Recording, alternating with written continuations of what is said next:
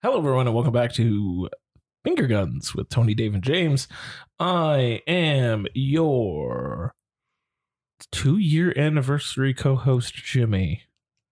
Ooh, I forgot that was today. Yeah, you can't forget. You can never forget.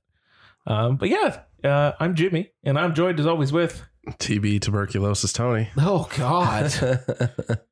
What are you, Typhoid Mary? Yeah, what Typhoid Mary. That's what I feel like today. My voice is extra raspy just for you guys. I'm very happy you're sitting sound like far Randy away. St. James. Riggedy St. James. Cool. Randy St. James. Fantastic. That's what I was going for. Randy St. James. Tony. Tony's into all male casts. Yeah, good one. Like Glengarry Glen Ross. And Dave, who likes to live moss. Baldwin. Oh, that's lovely. And welcome to our 2-year anniversary show. Happy anniversary, boys. I literally spent part of the day getting all of our stuff up on YouTube, and I was briefly listening to Scream or Five Cream, as it was our first episode 2 years ago, and now we're on our 53rd episode, I think. Has it gotten better? Yeah. Okay. Yeah, that episode is something. Like, are we talking like quality wise or like the conversation wise? All of it wise. Okay. It's rough. It's rough. It's fine. It's a first attempt. We've come a long way. Yeah. We're better for it. We're better people now. Are we? I don't know. We're worse people, but I think we're just now in the groove. We've made peace with who we are. Exactly. Well, yeah, they're all up on YouTube now. If anyone feels like listening or likes that way of listening, it's there. You just put it all in the background and never stop. And at one point, there might be some video to go with it. Yeah. It's like a minor hint about what I want to do. But I wanted to see how it could be done. And it was relatively easy to do. So thank you, YouTube. Woo! I appreciate it. It made my life very easy. I thought I was going to have to render a video for each episode. Nah, I just put the link to our RSS feed and it made the videos for me. Nice. And I went, thanks, YouTube. You guys are great. I get a little eye twitch every time I hear render because my film school days and rendering on Final Cut Pro. I did render one and it took like 15 minutes. And I went, yeah, no, I'm not doing this anymore. I rendered on Premiere. Did you? Yeah. Oh, that's fine. Premiere Pro. Yeah. That's Look fun. at you. I rendered on Avid as well. We learned Avid after the fact. Like they literally taught us our entire curriculum on Final Cut. And then the final year, they're like, we're going to throw a curveball at you. You're going to have to edit everything on Avid. And I'm like, great. All my macros don't make sense now. Yeah, thanks. They probably just wanted you to know how to use it. Wasn't it still the industry standard at that point? And now it's Final Cut? It was Final Cut for the first year of me in film school, and then it went to Avid immediately, but they couldn't get the licensing to Avid until a couple years later. Okay. It's a proven fact that my film school was like literally like Sesame Street, basically. I know Fincher likes cutting on Final Cut. Fun fact about Parasite. Parasite was cut on an outdated version of Final Cut Pro. Yeah, it sure was. Was it outdated or just pirated? It might have been pirated. It was outdated, probably pirated, but they're obviously not going to admit that in open form. That's why they called it outdated. Exactly. Yeah. Like we couldn't get any more updates. Even at that time, Bong Joon-ho could say what he wants. The Bong Hive is not going to turn on. No, we don't care. No, not at all. We care not. We gotta do what we can to make our films, right? Yeah. Well, look at oh God, I'm blanking on his name. Sean Durkin? No, not Durkin. You're talking about the Tangerine guy? Yeah, that's it. Fuck, his name was on the tip of Sean Baker. Thank you. Baker. Yeah, like he wanted to get his film out. He shot everything on an iPhone and probably cut it on fucking Final Cut. Probably. It was all iPhone footage. iMovie, probably. Yeah, or maybe cut it on iMovie. Yeah. Probably edited it on his phone. Yeah. I mean, it looked great. It looked fabulous. That's something. You're using high-end fucking HD equipment. Yeah. And it's all like close-ups. Yeah. You know what? He did what he could, and he made a good film out of it. Is he the one who did Red Rocket? Yes. Nice. I haven't seen Red Rocket in a long time. And the Florida Project. Now I listen to Bye Bye Bye, and I'll just think about Rex's fucking dick flopping around. That'll do it. That'll do it. I need to watch Florida Project again. It's still very good. I watched it somewhat recently, only a few years ago. More recent, and it was than very good. I watched it theatrically when it came out. Yeah, I did that too, but then I watched it again, and I still like it. It's a very good movie. Our parents saw it at TIFF. And Defoe was there. Defoe was there. Bummer. Man. Yeah, Bummer. I'm I bummed don't know why about the that. fuck were we watching? We slept what the on fuck it. could we have possibly been watching that was better than that? No Who idea. knows? No one knows. idea. No one's gonna know. But anyway, you want to get into some more recent things and talk about some movies? Yeah, Sure. fuck me up, Let's buddy. get Let's into go. it. Let's get into it. It's finger guns.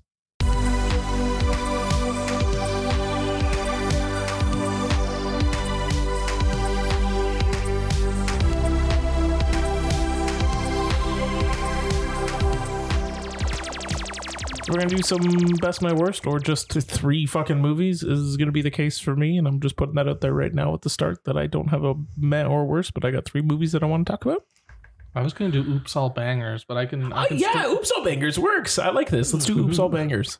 Tony, you got Oops All Bangers? No, I unfortunately do not. I have a lot of shit, but I do have Oh. 2 movies that were somewhat good, but a lot of shit. All right, so I we got think 2 Oops All Bangers and Tony balancing us out with garbage, Yes. and I love it. But I can throw in a couple I bangers. can put one down that I wasn't too much of a fan of. All right, That's fine. all right. Who wants to start?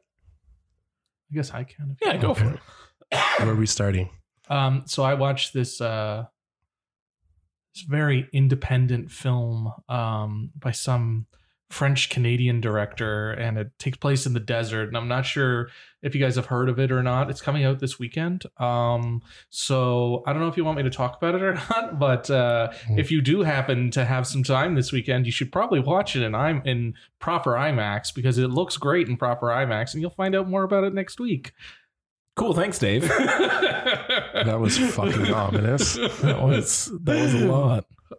Hey, do you like that reel I sent you today with the guy who made a musical about Dune without watching Dune? Yeah, it was great. I also watched Dark Knight again, which was, amazing. Obviously. Don't have much else to say about that one. But, Heath Ledger. Yeah. Anyways, the one I wanted to talk about was Tenet, which is doing a 1 week only IMAX 70mm screening. Yes. The closest one to us is in Vaughan, and I'm pretty sure there's only 10 in all of the world that are doing it right now. So if it's close to you, you should probably go. Absolutely. Especially if you never got to see it the first time in theater or in proper IMAX. I did. I got to watch it in the Cinesphere because, Right. I'm bougie. Yeah. But I was scared, even though there were substantially more people there last night when I saw it than there were when I saw it in the Cinesphere. And we were all sitting together and we weren't wearing masks, and I wasn't furiously sanitizing my hands, even though I didn't move them. Yeah. I think I just saw it here at Mountain. We saw it together. Yeah, that's right. 2020 was a hell of a time, We did. It boys. was wild. August 2020. Yeah, that was deep in it. Yeah. So was it excellent where you didn't have to panic? I didn't have to panic. It was very good. Very, very good. It looked great. It sounded great. It sounded like they had tweaked the sound slightly, because I could actually hear some of the things people were saying. Yeah. And I was telling you this before the show. Yeah. Travis Scott's track at the end didn't explode out of the speakers and didn't shake the building like it did at the Cinesphere. Yeah. All of that to say, that independent desert movie I was talking about, there was a little clip from that at the beginning, which looked cool, but I'd already seen it, so it was meant nothing to me. you. Whatever, Dave. God, the humble brag tonight from this man. Anyways, the 70mm, like, it's not that old a print, and it looked beat up. Like, it definitely had some scratches on it. Was Tenet shot in 70? Yeah, Tenet was shot on 70. Nice. Yeah, and the print was definitely beat up, but it still looked great, still sounded great. I still liked it a lot. Some of the temporal pincer movements kind of annoyed me, and at one point, Alyssa just had to get up and leave because she was like, I can't do all the back and forths right now. I need a minute. So some of that was a little annoying. Some of that I kind of got lost in, where I was just kind of like, okay, they're this way, but then they're this way, but then they're this way. Right. But then... Was it easier to understand the second time? It was my third time watching it, but no, it was worse. No, it was worse. It was worse. But what I did notice the most, I posted this on Letterboxd, was just how well edited it is. Jennifer Lame did the editing, and like, it's just... The editing is incredible, and the way it's edited to the choreography and the score, and just like how it like it's like beat and it's doing different things, and it's what Denis was talking about this past week, where it was very visual. You're not listening to the dialogue because it's a bunch of bullshit. Matter. No, you're just looking at the pure visuals. Yeah. And like them out on the catamarans fucking moving around is fucking cool as shit. Him running into the opera is I was gonna amazing. say like that, like I listen to that opera score a lot, and that scene is just so very good. Perfectly executed. It's so good. Yeah. And I saw it before I saw Rise of Skywalker. I saw that scene. Yeah. You know, that really set the mood for the night, and the mood totally went down. Yeah. But that, and then the dual airport scenes. Yeah. Just the way that they're cut, the way that they're framed, the way that the score is moving in connection with the editing and the movement, and it's kinetic. It's very kinetic. And then how they're shooting like the backward stuff. Because it's not like some of it's visual effects, and then some of it's not. Yeah. Some of it's not. Some of it is just him acting like an asshole on the ground in reverse. In reverse, or like them doing the movements in reverse or slowing it down, and it's so cool. And then you're watching because you're like, okay, I forgot that it's the two of them, that's what happens type thing, and they reshoot this scene later, but then you're remembering it and you're seeing how it like it's paying off, and it's like almost the exact same framing, even though you know it's shot differently, but it still looks the same. It's really cool. Really cool. So I was really enamored by the editing and the look and the pure visual. Yeah. In a visual sense, on a 70 millimeter IMAX screen, proper 70 millimeter IMAX screen. Yeah. Incredible. But it definitely lost me with all the fucking back and forths and trying to figure out how the fuck some of this makes sense. Yeah. But I know he also said that it's not supposed to make sense. It doesn't matter. It doesn't matter. It really doesn't matter. So, a lot of people got mad at it for not being able to understand, but it's like, just fucking don't understand it. Just let it go. It's a vibe movie. It's most certainly a vibe movie. For and sure. like, it's where the plot just doesn't fucking matter, but the movie is still good anyway. It's visual storytelling at its best. Yes. It's his most ambitious film and his most like incoherent movie. Absolutely. And, you know, everyone's like, oh, it's as closest to a James Bond spy thriller. It's like, well, kind of. You can see his homages to James Bond, but it's not a James Bond. No, movie. It's not. There's it's very blatantly homaged. It's probably his funniest movie too. Yeah. Like he's like, I ordered my hot sauce an hour ago. And then they're fighting. Yeah. And then like, if you want to be up the upper class, you know, Brooks Brothers is gonna cut. Yeah. Well, they sell it so much. Like, fucking Pattinson's amazing in that. Pattinson's John David great. Washington's incredible. Yeah. The supporting cast, fucking Kenneth Branagh. Branagh's great with his Russian accent. Like he's so menacing. Like it's like, what the fuck, man? But like, cool. It's a cool movie. I really. Who's the girl? Debicki. She's really good at it too. She's incredible. Yeah. And like, I say this as no offense at all, but there's the scene where she's in the back of the car and she's like tied up and they like leave her and the car is just like veering into traffic type thing. And it's like she's trying to reach the wheel or the pedals. And it's like literally she's like the only person on earth who I would leave in the back like that. And she probably could pull it off. She probably could. She is tall. Like John She's David a tall Washington drink like of woman. jumps in and I'm like, what's this little guy gonna do? Can I help? If she can't fucking reach the pedal, there's no way your ass is hitting the pedal. Take off her size 13 heels and she'll be able to get there. It's fine. And before we finish, like in Dark Knight, when he's in the back of the police car and he has his head out like the dog, it's like, who's driving the car? Bear. Bear's driving the car. Heath Ledger's not a big enough guy to be going like this. Yeah. Is he like, I always just imagined him like straddling, like bear hugging the car, but also his head's at the window. But I'm like, how are your legs reaching those pedals? But you know who could do that? Who could reshoot that scene and it would make sense? Is it Elizabeth Debicki? Put her in the Joker makeup, make her shoot that scene, and it would make sense. It would make logical sense. You wouldn't sit there and be like, I don't know how that makes sense. You'd be like, that makes perfect sense. She can do it. Excellent. A good choice. I'm glad you got to see it in IMAX. I'm very glad. Twice. I didn't get the fucking IMAX frames, but I'll live. That's a bummer. I'll live. If the print was that beat to shit, would you really want them anyway? Kind of. Well, maybe. Better than that fucking Matt Damon frame I have from Interstellar. Oh, I have one too. Yeah, but it's a good looking one. It's not Matt Damon's face. Yeah, mine isn't Matt Damon's face. I don't remember which one mine is though. Something in space, I think so. Yeah, it's just like stars. It's black mainly. Better than Matt Damon being like halfway through speaking. Yeah. Matt Damon. That's a dated joke. We'll get to Matt Damon soon. leave him alone for now. Who's next? I'll go. So I finished finally, and it took me much longer than I thought it was going to, but I finally finished my Tarantino-a-thon. And I want to talk about Once Upon a Time in Hollywood. Vibe movies. Is that the theme of the day? It could be. And the reason I wanted to talk about it as well was I hadn't seen it since it came out in theaters, and I'm pretty sure I saw that in theater. You most certainly did. It's Tarantino. You definitely did. Yeah, I made the trip. And I remember maybe I just didn't get it at the time, or I remember liking it but not loving it. And I think it's one of those things that is a challenge maybe with vibe movies. Now that we're talking about vibe movies, of like on the first viewing, I think your brain is trying to work too much to understand the story that it can't shut up for a second and just like enjoy what's going on. Because like the story of this movie, you know it.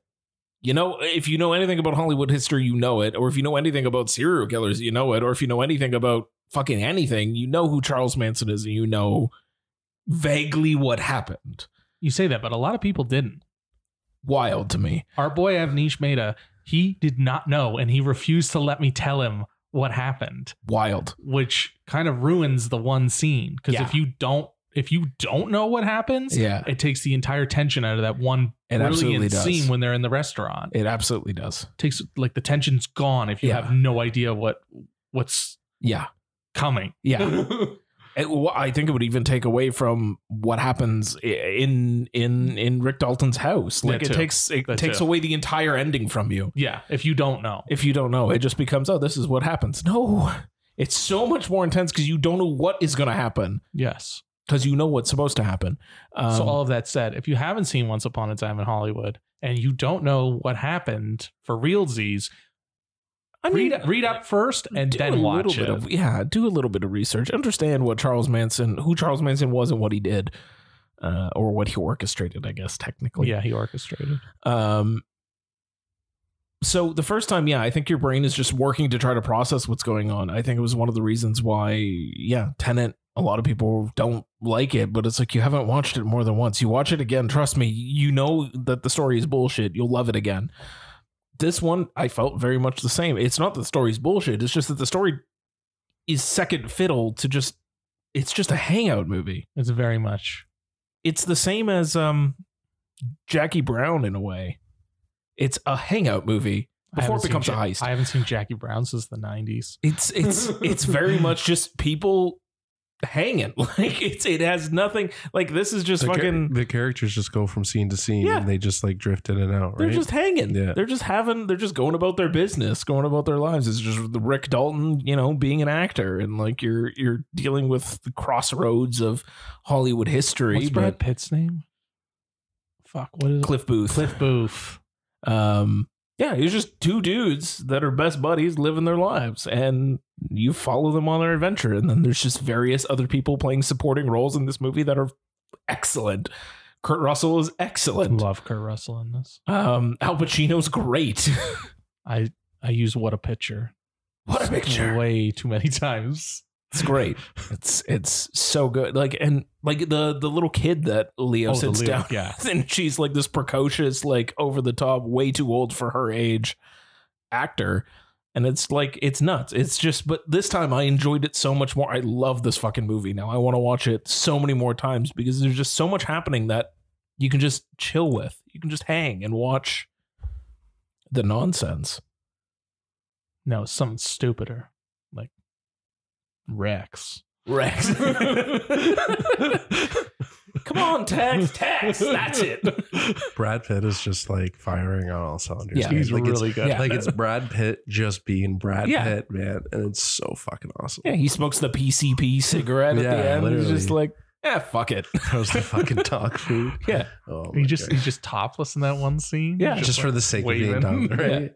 Yeah. Oh my God. What's He's her name's really good in it too? Margot Robbie. Yeah. Like she doesn't say much, which I know was an argument that people had about it, but like it just feels right. Yeah, but because it's But her not presence is like felt on the screen, right? it's Like not she the doesn't- Sharon, whole it's not the time. Sharon Yeah. Tate story. No. But you're also, again, going back to if you know what happened, Yeah. you have all sorts of feelings, and every Yeah. time you see her, you don't need her to speak No. because you have the feelings and you know how Exactly. you're supposed to Yeah. feel, and you know the tension. Yeah. like That just exists by her being by there. her course. being there, Yeah. her living her life. Yeah. There's so much tension there, and I feel like it's if you don't know, it's totally Yeah. missing. Yeah, I think it threads a very, very fine needle, and I think the other thing that people needed to understand too was, in the same way as Inglourious Bastards was, this is very much just a fictional story. It just is. Like, Yeah. sure, there's real people, much as there was in Inglourious Bastards. Like, you can't deny that Hitler was a person. But it doesn't matter. Well, Like, the Bear Jew didn't take out Hitler the same way it does Right. in Glorious Bastards. But imagine if he did.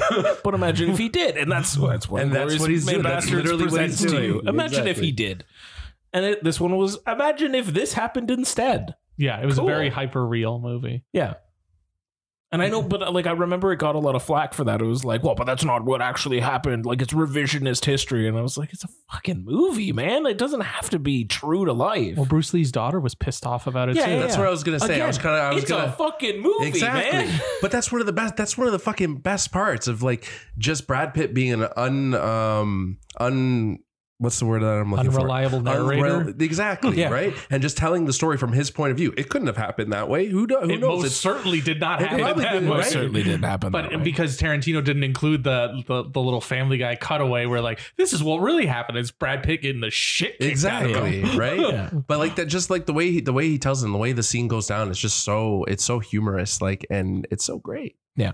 And And even that guy is really good too. He's very good. He's so good at being Bruce Lee as well. He's very good. And also, upon rewatch, again, because I remember that and being like, oh, I guess. Upon rewatch, Bruce Lee doesn't do that badly in that fight. No, he he does get doesn't. thrown into a car, but that's about, he recovers immediately and he he's starts Bruce kicking, Lee. he starts Bruce kicking Lee. Cliff Booth's ass. Like, Yeah. so it's not that bad. Like, No, it most certainly wasn't. I think it was just more of she also Yeah. didn't like how he was portrayed, which but this interaction never happened because Exactly. this movie's fiction, so it doesn't fucking matter. exactly. And also, Cliff Booth is Cliff. He's, I think if he played him up more, like him being an unreliable narrator, perfect, but it's subtle. It's not blatantly obvious versus other films made in this era where it would have to, if somebody else made this movie, it would be very obvious that you would Absolutely. point out that Cliff Booth is unreliable at best. yeah. And he's hazy, and him smoking this PCP fucking Yeah. laced weed at the end. That's just something he does. He does stupid shit, and he Yeah. remembers things differently than they actually went down. Did he kill his wife? Did he not? Who knows? Who fucking knows? Because he sure as shit He doesn't, doesn't remember. But also, there was two things I was thinking about visually. One was still, and like I'm glad it became a meme, but Leah going like, Oh yeah, there I it love is. that. Like, I love that. it's still great, and it's great in the Bounty movie. law. Bounty law. And then also when he goes and yells at Manson's people, which by the way, Austin Butler, hello. Still somehow always Elvis to me now. Is it Maya Hawke's one of them too? Maya Right, Hawke she's the one is who runs there, away. Yeah. And then the girl's the same one from you mentioned it already, Scream 5. Yes. And she goes out very similar to the way Yes. she goes out in Scream 5. Yes, she does. And like Lena Dunham's in it for some reason. Like there's a whole bunch Dakota of fucking, Fanning, Yeah. Margaret Qualley, Yeah. Bruce Dern. Bruce Dern. That scene's amazing. Bruce Dern's great. Kevin Smith's kid, Harley Quinn, is Harley in Quinn, it. yeah. And there was someone else who I was looking up the other day, and I was like, they're in it too. Timothy Olyphant's in it as well. Timothy Timothy Olyphant. Olyphant's there, yeah. It's a real who's who. Is it Luke Perry? Yeah, Luke Perry. It was Luke Perry's there, last yeah. role. Luke Perry's there. Yeah. Buddy from Billions is in it. Damian Lewis as Steve McQueen. Steve McQueen, yeah, he's a very good Steve McQueen, actually. Yeah, and Damian what's his Lewis, that fucking was his stupid name.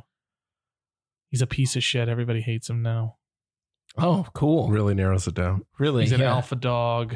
Oh, Emil Hirsch. Emil Emil Hirsch. Hirsch, that's Emil right. Hirsch is Emil in it, too. Hirsch as Roman Polanski. No, he's not No, Roman Polanski. no, he's not. You're he's like right. the hairstylist for the buddy. He's the other guy. He's the third in the throuple, isn't he? Yes. Yes, that's it. And then there's Roman Polanski. And then there's the guy who plays Roman Polanski, who doesn't really talk, but he like is Roman he's Polanski. very much Roman Roman Polanski. And the guy who plays Manson too. Yeah. Yeah. Anyway, all of this to circle back to say, fuck, that movie's good. It's very good, and I think everyone deserves a second watch on it just to really vibe with it a little more. And it has great and the other scene I was thinking of. Great foreshadowing. Absolutely. With the grenade there, the flamethrower. The flamethrower Yeah. just like being in the background. Yeah, of, it's like very one or two excellent. scenes. It's very excellent. The other thing was, when he goes outside to talk to Austin Butler and he's just in his robe with the fucking pitcher of margarita that he just made. It's excellent. I love Leo so much. He's really good in that movie. Yeah. That's it. That was the best. You're a has-been. acting. His Yeah. freak out in the trailers. Oh, God. Masterclass. Yeah. Shake your embarrassing yourself. Line. Man, now I just want to talk about Once Upon a Time in Hollywood. It's a good one. I'm sorry, I didn't mean to derail everything. It's all right. Anyway, It's Tony. all right. It's a good movie. Best, right? Best. So I watched a all-time classic from Brian De Palma. It Is it is Scarface? No, it is No. not. Is it Mission Impossible? It is not. Is it Bonfire at the Vanities? It is not. It is the 1984 classic. Phantom of the Paradise? It is not Phantom of the Paradise. We're running out of Dave, bangers. we are running out of air before I cough again. Is it Snake Eyes? It's not fucking Snake Eyes, David. It is the 1981 classic Blowout, Oh, featuring Blowout. John Travolta.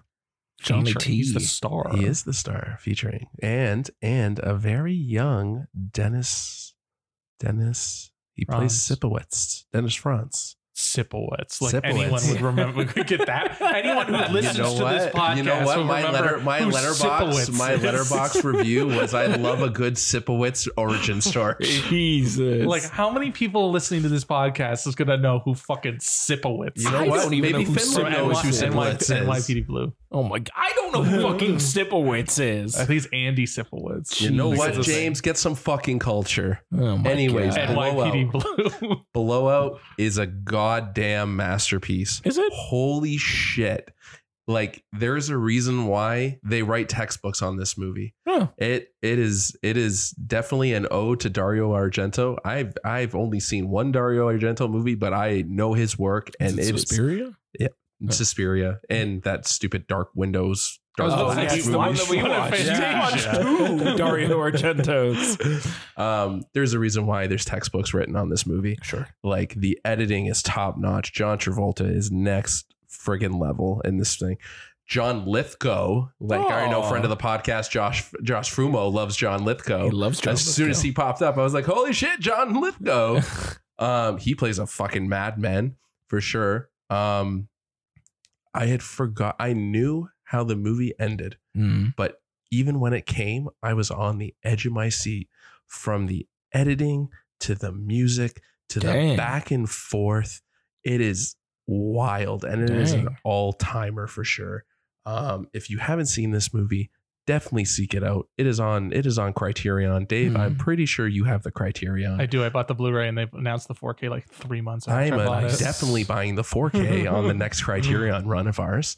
Fucking fantastic movie. Amazing. But Nancy Allen. Nancy Allen was very good in it too. I wanted to point out a few other people that were in it. Obviously, Dennis Franz, our boy Andy Sipowicz. He plays a real greasebag too, man. He's Andy Sipowicz. Of course, he's fucking greasebag. Yeah. Does he know how to play anything else? Actually, you know what? We've named them all. John Travolta, Nancy Allen. Does he show his ass? No, he doesn't show his ass, but he's walking around with a cigar in his mouth and like beer on his wife beater. And I said wife beater. It's fine. Is it?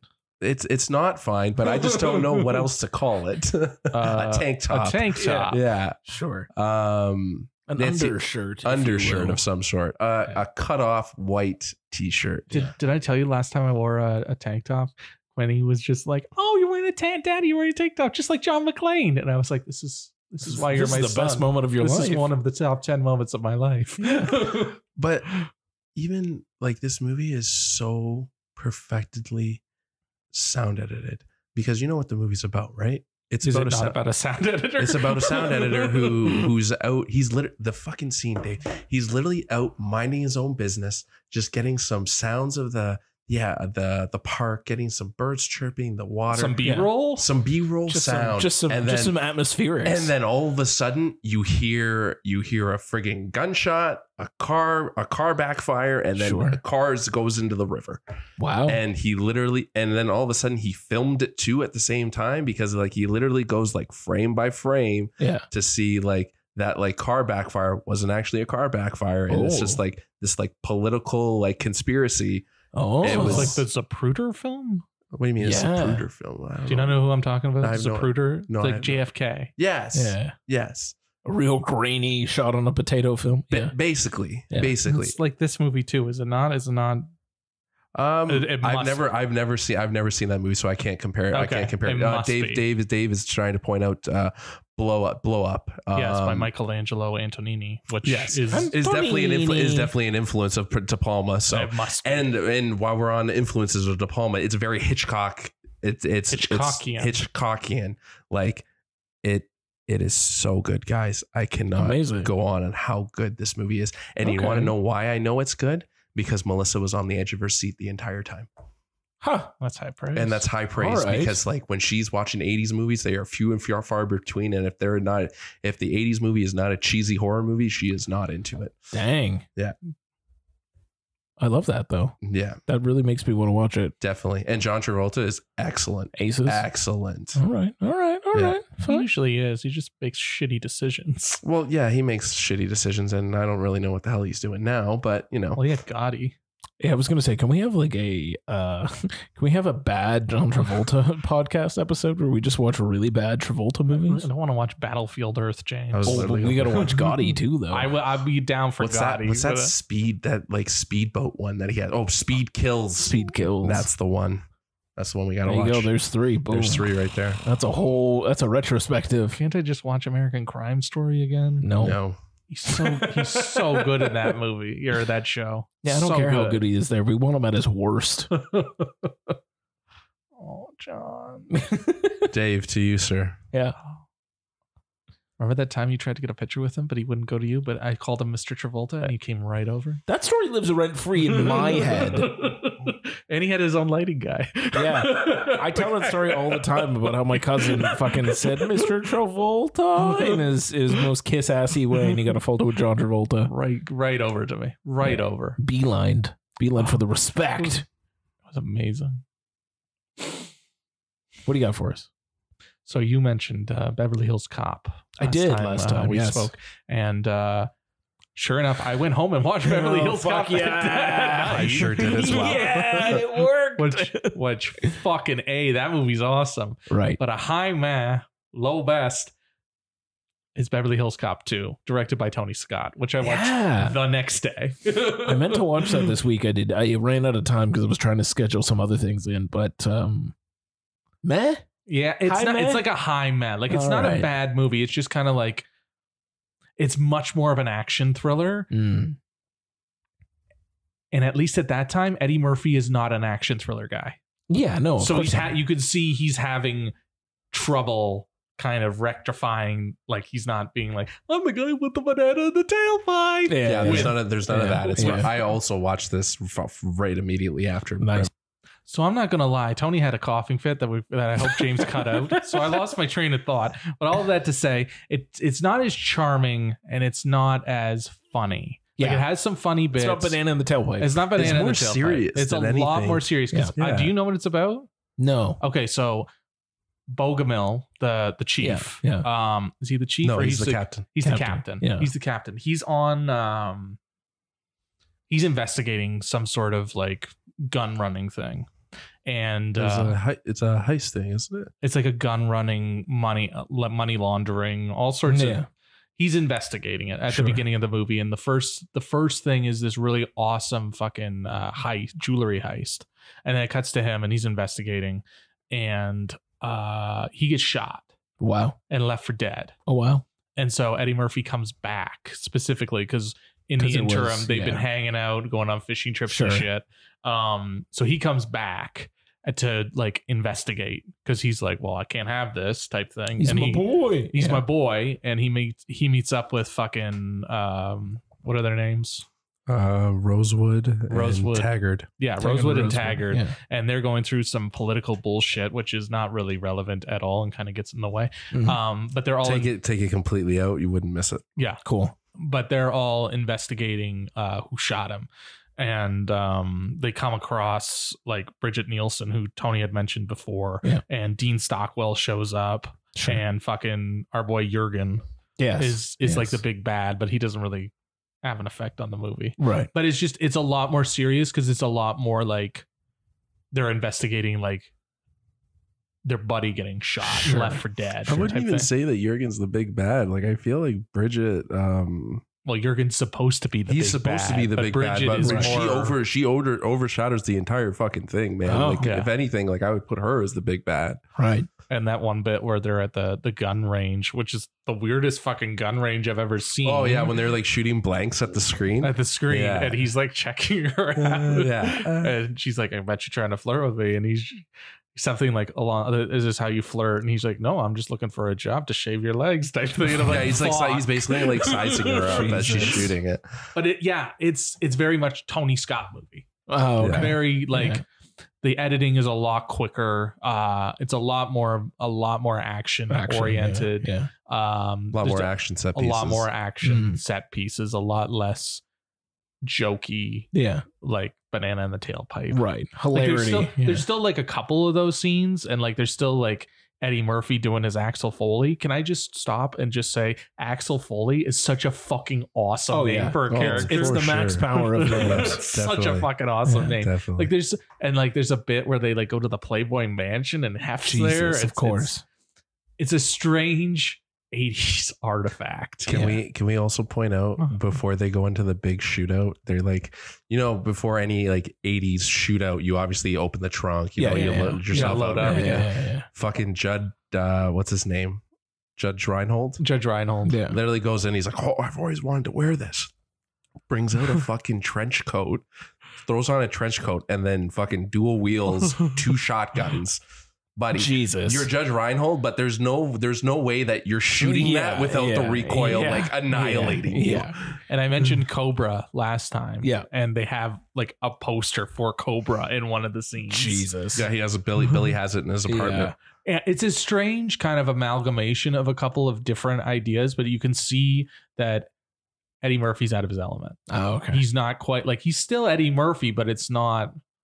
The movie he's in is not the one for Eddie Murphy. Is not the one for Eddie Murphy. But it also screams of a lot of cooks in the kitchen. Right.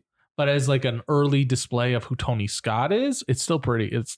That stuff is solid. Yeah. It's a good Tony Scott movie. Yeah, it's a so-so Beverly Hills Cop movie. Yeah. And so-so Eddie Murphy movie. But a very good Tony Scott movie. A very good Tony Scott movie. Yeah.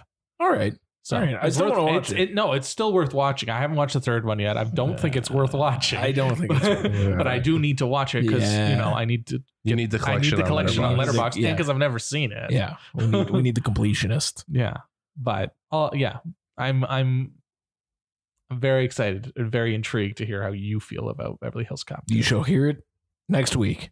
And the soundtrack's pretty bomb too. Excellent. I love this already.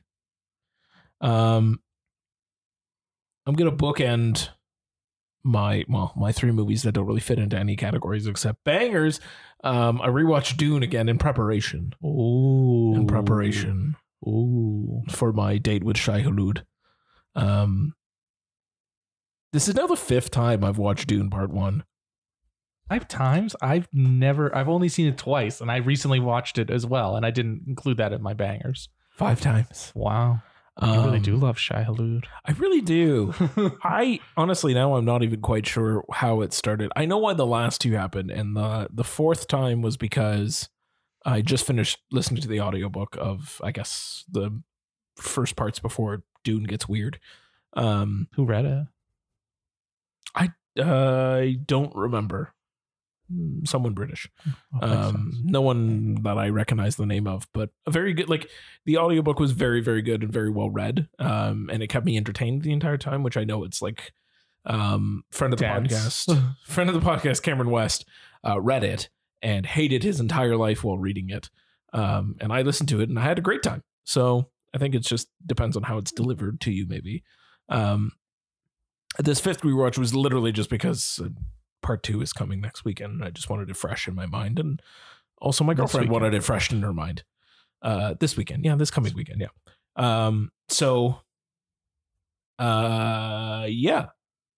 I fucking love this movie in so many different ways. It is. I remember the first time, and I actually read my Letterboxd review from the first time I watched it, and I was like, I don't know. It was it's tough, with a part 1, and like I'm not sure how they're going to land it with part 2, but every time I've watched it since, I just love it. And to your point, because I know you watched it and I also read your more recent review of it, I completely agree with you. It is, the beginning is a little bit dense, but fuck, man, the moment they hit Arrakis, it just takes off. Like it is like non-fucking stop all the way to the end. Yeah. And having the book in my mind too, I was actually once again kind of surprised about how much actually they cover in part 1. So I'm curious to see what's in store for part 2. Like I have a vague idea of what's coming, but I was like, oh fuck, you put this in part 1? Oh, okay, sure. And just like some of the choices and differences they made with the book and what they've cut out. So I'm intrigued to see if maybe they haven't cut it out, if they've put it into part 2, because it doesn't really make any sense in part 1. It just kind of is. So we'll see. I'm looking forward to this conversation because I have a lot of thoughts. Good. But anyway, Dune Part 1, it still fucks. It's so good. It's really well done. Oscar Isaac is incredible. Becca Ferguson's great. Timothée is Timothée. He's doing his thing. I appreciate it. Dave Bautista's great in his little limited role. Stellan is menacing. And also Dustin, is it Dustin Dastmalchian? No, David. David Dastmalchian. I love him. It was just nice to see him. I do too. I noticed though that like between him and I can't remember the other guy's name right now. They're both the same type. I know exactly. I was literally about to mention him. Stephen McKinley. Is that his name? McKinley? You could be right. Stephen. I think Stephen McKinley Henderson. Yes. There you go. Thufir. Yeah. Him and Thufir are the same type of thing, and I'm not going to say too much about it because again, I don't want to venture accidentally into spoiler territory, just because I've read the book. But it's interesting to me that they're like the same type of person that's unexplained, but played very differently. And David Dastmalchian goes out like a bitch. And Thufir does not. I'm just gonna spoil this for you. Just he got cut out of the second one. Thufir? Why? He got cut. He's not there. Man, he plays such a pivotal role. Letterboxd might tell you he's in it because Letterboxd told me I watched 2 of his movies this year. He's not in it. Oh, and neither is Tim Blake Nelson. Who is Tim Blake Nelson? They never said.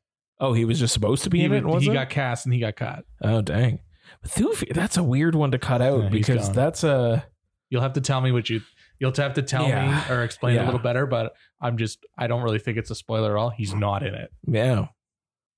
Yeah, not a big spoiler, for me. But I'm curious to see what happens. But anyway, Dune Part 1, go see it again before you go see Dune Part 2, because it's worth it. It's still good.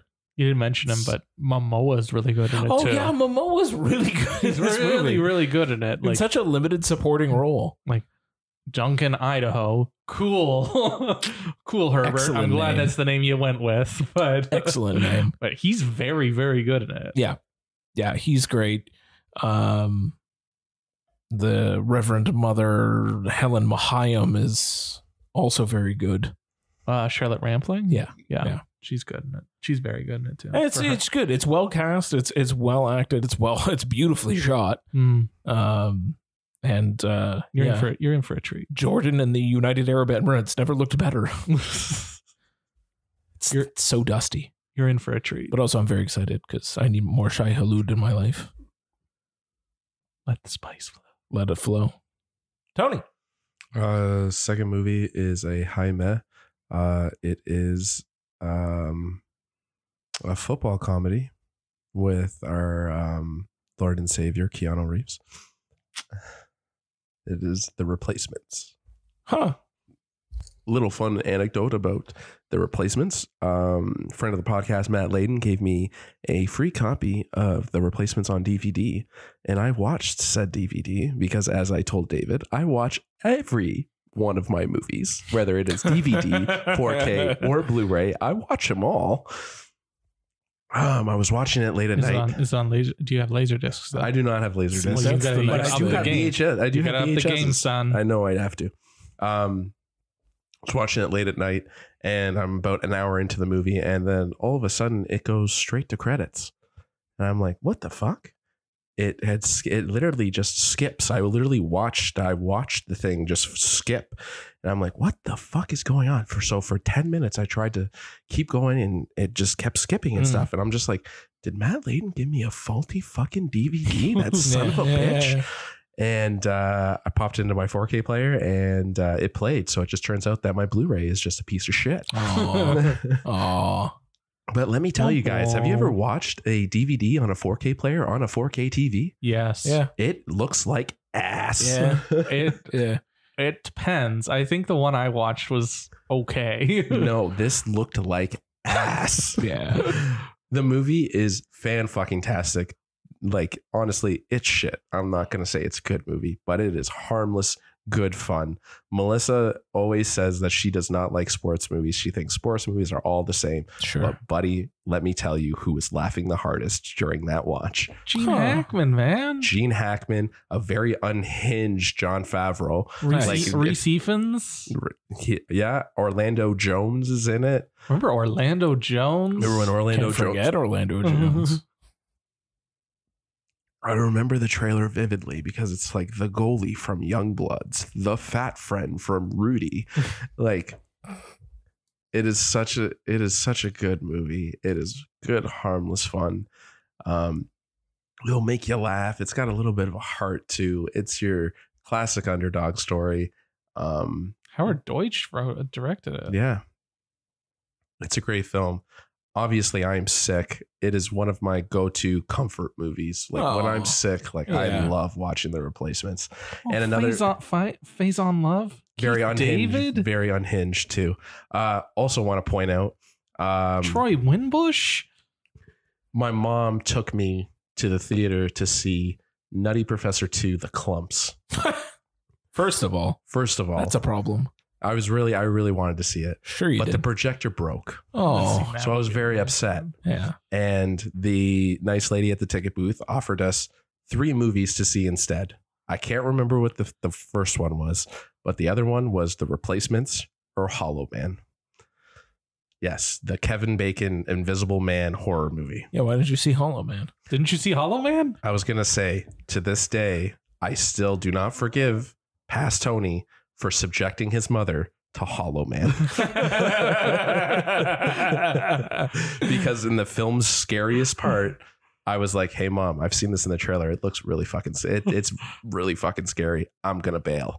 and I bailed before the scariest fucking part. And I came back after it was over, and mom was like, "Next time, I'm picking the movie." It's Kevin Bacon. Your poor mom. My poor mom. She was Kevin such Bacon, Elizabeth Shue. Yeah, It's Paul Bearer even. Josh Brolin. Josh Brolin. I really want to watch that movie again. I'm gonna watch Hollow Man now. Guess what I have on DVD from our good friend Matt Layden? Is it Hollow It's Man? fucking Hollow Man, guys. Amazing.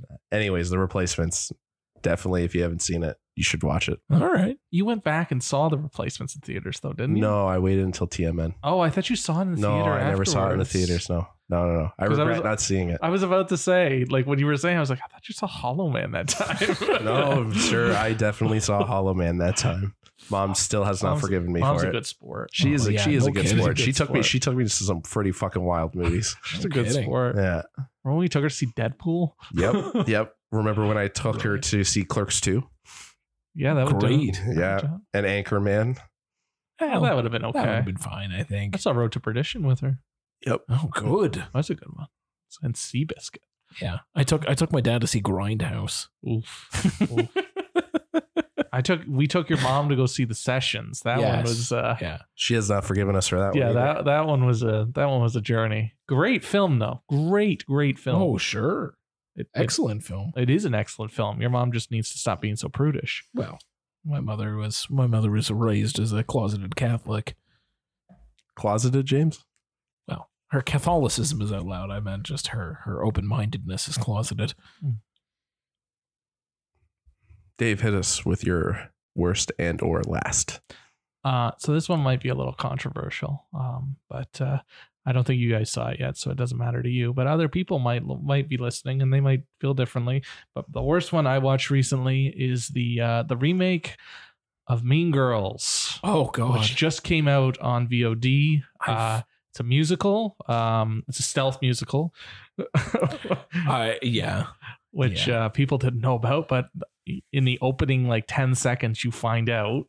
Much like Wonka. And, Much like and that's Wonka. not even that's the opening. It's a musical. It's very much a musical. It's very much the exact same thing. And I really like some of the transitions that they do. Sure. But then there's other parts where they're kind of doing like weird things with the framing and it's odd. And then there's just other things that just don't work. Huh. Because it's just like, it's literally almost a shot-for-shot remake of Mean Girls Yeah. with sudden bouts of music. Wow. Yeah. And like, not everyone's a good singer. And I heard And they took not- out like a lot of the jokes too. They've adjusted a lot of the jokes. This is And Renee Rapp. she's very good as Regina George. She's very, very good. And I'm trying to the lead is not as good as she is. So, but Renee Rapp also played Regina George on Broadway. Right. So of course she's going to be good in it. Yeah. But Yeah, that role is home for her. yeah. And like spoilers, Lindsay Lohan shows up. Oh, of course. But yes, She was Anjali at the premiere. Obviously, she shows up. Anjali Rice is the lead. She's not. Lingerie. Yeah. She's not. She's fine. It's just not the greatest. And the ones who I did really like, just one name, Avantika, who plays Karen. She's very, very good, and she probably has the best song in the entire movie. And then BB Wood plays Gretchen Wieners, and she's very good as well. Mm. And then the two, I don't know how to say her name, so I'm not going to try. She plays Moana. Oh, she's in it? Carvalho. She plays Janice. Nice. And she's good. And they changed her character a lot. Mm. And then Jaquel Spavey, I'm gonna try. I feel better saying his name. He plays Damien, and he's very, very good as well. But it's like they all fit the characters. It's just like there's no like light. It feels very lifeless, very very like I don't put Mean Girls on the pedestal. Yeah. But I feel like there's more zing to it, and there's more to it. It's a beefier movie, and then this one which is almost shot for shot, just with a couple of musical numbers. It just kind of like halfway through, I was just kind of over it. I was like, I'm done with this. I don't really want to keep It's the lean ground beef of Mean Girls. Yeah, like it's fine. I don't think it'll be as iconic a movie. Yeah. And then again, Mean Girls came out when I was in high school, right? Which ages me terribly. But yeah, like I don't know if I feel differently because of that, or just because it's been 20 years and it feels it's much more of an iconic movie. But I also feel like it was more iconic right away versus this one that's just kind of like it's there. Yeah, and just because they had a couple of TikTok jokes and some more social media nonsense, like I don't really feel like it does enough. And they also soften some of it got softened. Yeah, like I remember there's bits of Mean Girls that are fucking mean. Yeah, and this one it's a lot softer. Yeah, so but it didn't do much for me. Like they're they're good enough, and some of the changes are fun, but overall, wet fart. All right. It's kind of what I thought. It's low on my list of maybe watching at some point someday, but nothing pressing. Let's say. Have you seen it, Tone, or no? No, I haven't yet. Friend of the podcast, Justin Waldman, saw it 3 times in theater, so I think he feels differently than I do. And I'm sorry, Justin. He's entitled to his opinion, but your opinion on this one kind of sucks. Yeah. Doesn't stop him from having a wrong opinion. He has some questionable opinions. Yeah, questionable at best. Yeah. I love you, Justin, but questionable at best. Make better choices. I'm gonna wrap up my 3 movies that I've been talking about, just because again, like I just finished my Tarantino-a-thon, so that also meant that I watched Hateful Eight. And how was that? Excellent. Still, I don't remember liking it. I don't either. I think I remember enjoying the experience of it because we got to see the Roadshow edition, or I saw the Roadshow edition. We did too. We saw a screening of it. I had to tell the guy, beside me was on his phone, and I was like, "You a doctor? No? Okay, then get off your phone." Nice. Yeah, I saw it at the Varsity for my birthday for the Roadshow presentation. Nice. It was I remember really enjoying the experience and the overture and everything else. And then probably thinking that the movie was very, very long, and it was extra long because of the roadshowness of it. But upon rewatch, there's a lot going on.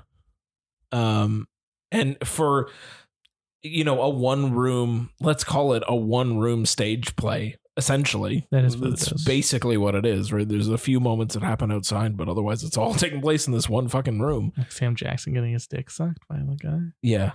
Excellent. That was strange. It's fucking weird. Whose haberdashery was it again? Minnie's haberdashery. And Tim Roth doing his most pip cheerio British accent for most of the movie. Tim Roth is like absolutely like amazing in the movie. Yeah, I remember Jennifer Jason Leigh is very, very good in that movie. Excellent. She plays that part so well. She is like, you fucking hate her from frame 1. And then you realize they're all just fucking assholes. And there's nobody redeemably likable in this movie whatsoever, except maybe the stagecoach driver. I feel bad for him. Goggins is in it too, isn't he? Walton Goggins? Walton Goggins is in it. Kurt Russell's in it. And Channing Tatum's in it. I was going to say Channing Tatum's in it. Comes out of nowhere, and that's still whack. But you're very much like, oh, look, it's Channing Tatum. You're not like, this guy belongs to this movie. It's like, oh, this is just weirdly Channing Tatum in a Western. It's fine. That bit is fine. But I enjoyed a lot of it. And like, it's also gross. Oh, yeah. Like, I remember it being gross. With the coffee scene is fucking gross. Like that just continually goes and probably goes on for a little bit too long. I think it probably could be tighter. I just remember it being a very much like Tarantino not being like Sally Menke, like reined him in, and this was like the movie where you can truly feel her being missing, her loss. Yeah, her true loss was felt on that one. Because it's all over the fucking map. And it just takes forever to get where it wants. And there's also there's a stupid bit in it where Tarantino takes over the narration of the movie, but in a scene way of like, it's like reading off the script. And it's like, what? Like, what the fuck is happening? It's literally just like explains something that happened, but it's just Tarantino like basically reading directly off the script in the stage notes. And I'm like, why is this in here? Like, I don't understand. I'm watching it happen. Why are you explaining it to me? I've just never wanted to return to it. Yeah, that's fair. I've just never and I'm intrigued by the extended Netflix one that's like cut up into 4 different parts. Yeah, which makes it seem like it's probably a lot more watchable. Maybe. I don't know. But you're telling me it's good, so I still like it, but there's just it's not his strongest. It's his most bloated. It's just well acted, and the writing is still tight, and the dialogue's great because Tarantino knows how to write a movie still, and like he can still direct a movie, so it still looks good. And he picks really good actors, so it's well acted. It's just when you look at all the other buddies, James. Yeah, but when you look at all the other moving parts, you're just like, he could do. There's things that could be done to this movie to make it great, and it's just not there. And I'm wondering. I haven't talked to anyone or seen the extended Netflix one that's in split parts, so I would very much like to know what that's all about as well. And maybe, is this a weird movie where if you make it longer, it gets better and cut it up? Or does it just really just need to be condensed slightly? I'm not sure. It's fair. No, those are fair questions. But yeah, to what I was saying earlier, it's like, I know Menke wasn't on Django either. Correct. But like, I feel like Django feels kind of slapdashy too. But this one definitely doesn't feel right. No, he pulled it together for Once Upon a Time. Yeah, he definitely pulls it together because that one is very much the same kind of slapdashy style, but it's much cleaner. Yes, and more concise. Yeah, exactly. Whereas this one is like his most loose film. Yeah. Anyway, Hateful Eight. Tone much. So for my last big shout outs to all the shitty movies that I've seen lately. Nice. The new Prime comedy upgraded with Camila Mendes. Yep, that's a bag of shit. I wanted to see that. Players with Gina Rodriguez, also a bag of shit. Freelance with John Cena. What the fuck was that? I was just okay. I Spy with Eddie Murphy and Owen Wilson. Oh God! All right, but the piece of shit that I want to talk about today. Piece of shit, the Resistance? Yes, it is Fantastic Beasts, the Crimes of Grindelwald. Oh, Tony. Yes, please talk to me. That's the second one, right? That's the second one. Yeah. Okay. Guys, what the fuck was that movie? What a mess. That movie was a complete mess. I think I looked over at Melissa and I was just like, do you even know what the hell's happening right now? She's like, no fucking idea. Yeah. I will tip my cap, though, to Mr. Johnny Depp. Johnny Depp tries his best, and I think he's the only one trying because what the fuck is Eddie Redmayne doing? Eddie Redmayne's being Eddie Redmayne, right? Dan Fogelman. Yeah. Can he just get the fuck off the screen? Like, he does the same fucking stupid dumbass shtick in every goddamn movie. It was kind of charming in the first one, but in this one, I literally just want him to drown. Yeah. Like, I want to drown him in a tub and just stop. Yeah. Jesus, Tony. Yeah. And that's really all I got to say about Crimes of Grindelwald, because there's nothing really to say. That movie's a fucking mess, man. And like, we're trying to go through the Harry Potter and the Wizarding Worlds. Melissa just finished her 7th or 8th binge of Harry Potter, so we queued up Fantastic Beasts to close it up. Watch. I know.